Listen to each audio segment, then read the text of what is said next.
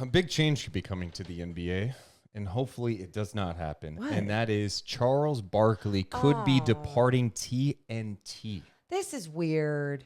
It is so weird. He's been very open about it with Dan Patrick talking about the fact that he may be taking a job with LIV Golf as a broadcaster, which would force him to leave Turner Sports. Wow. What's the time frame? Did Greg Norman say when I'll get back to you? Well, I'm going to give him a deadline. What's that going to be? The deadline's going to be Thursday. Okay. I'm planning the Pro-Am Thursday. When you get ready to tee up, will you know what your future is with the LIV Tour? No, I don't think he's going to walk up to me. I don't even know if I'm playing morning or afternoon. But at some point, we're going to talk. Okay. I'm not going to keep TNT in limbo, to be honest with you. I don't think it's fair to them. And you said something interesting. They've gotten plenty of play out of me coming to play up there Thursday. Yeah. So I'm not just going to be no show pony. But hey, y'all, I got y'all pub for a week. Don't be wasting my time. I'm not going to waste y'all time.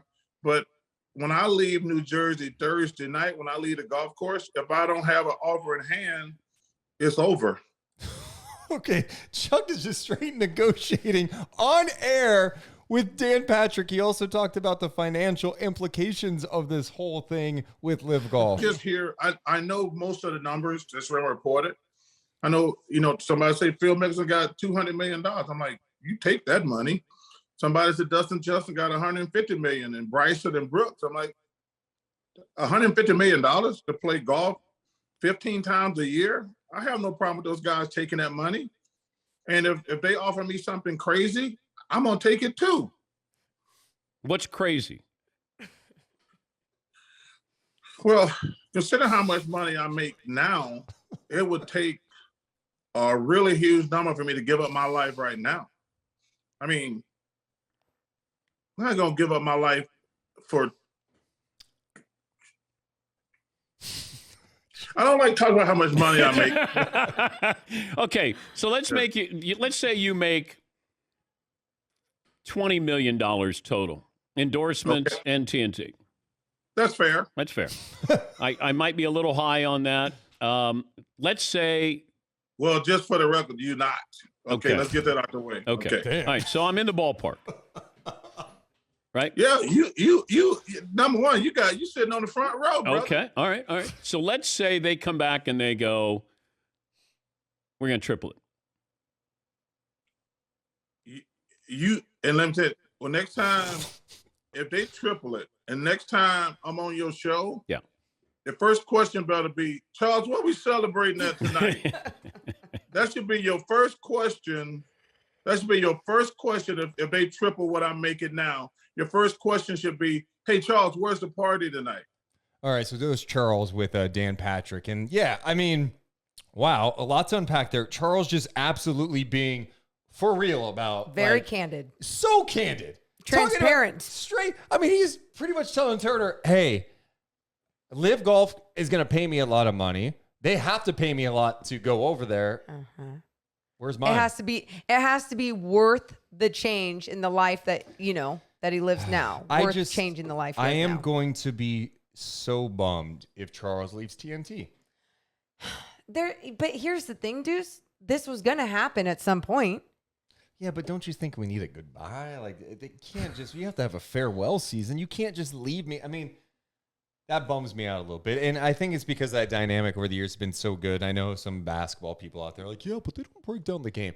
Look, they're on all the time during the season. There's blowouts all the time. Should they be more engaged with the product? Yes, 100%. Yep. But how many times do you laugh? I watch broadcasts where they try to break things down, and they're terrible at it, and they don't do it. They don't make me laugh. Oh, I laugh at that. These guys are entertaining. Yeah. You know what I mean? I see. Yeah, that's more like hate watch laughing. And this is like, even if you're not going to get what you want from maybe a basketball podcast of a breakdown, you're going to get entertained. Right. You're going to be entertained. And they do a good job of navigating that. The chemistry is fantastic. It's a great flow. But this was going to happen at some point. And that's why Turner has also been building different people up as well. Here's a question. If Charles Barkley leaves TNT, who should replace him? I put a poll question in our YouTube chat. The options, Candace Parker, who we've seen before. Rotate current players. I'm talking like Draymond. Who else? Pat Beverly. Dylan Brooks. What about all the guys that are working on broadcasting in with the NBA, PA, whatever the hell that is? Boogie Cousins. Boogie, Zach Randolph, all those guys. So you're talking about some guys who Zach Randolph's not playing anymore. But so, rotate current guys. Maybe you could say, you know what?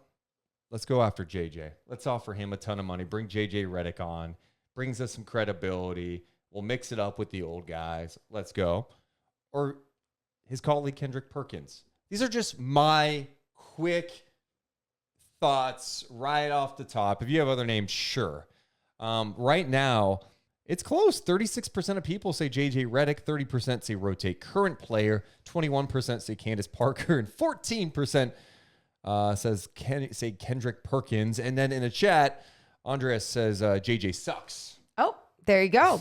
It just depends on what you want out of this show. And I think if you were to rotate current players or even former players, but let's just say you're rotating players in that position, there's going to be some people that tune in because they're a fan of that certain player, right? But at the same time, what's the dynamic? What's the flow of the actual show? Did you get anything good out of it? When Patrick Beverly was on First Take or whatever morning show he was with ESPN, it was like you got drama.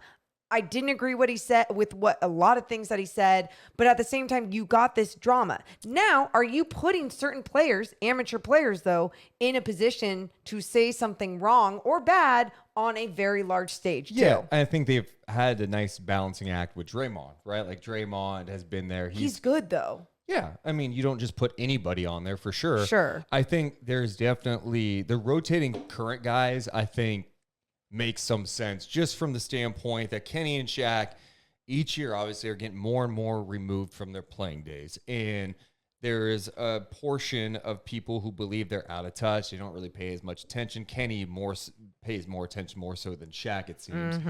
That adding a current guy is not only good for future fans, but just good for the show's dynamic. Sure. Yeah, I'm with you on that. I think Candace, I'm glad that people are giving her love because I think she's been fantastic within all of this.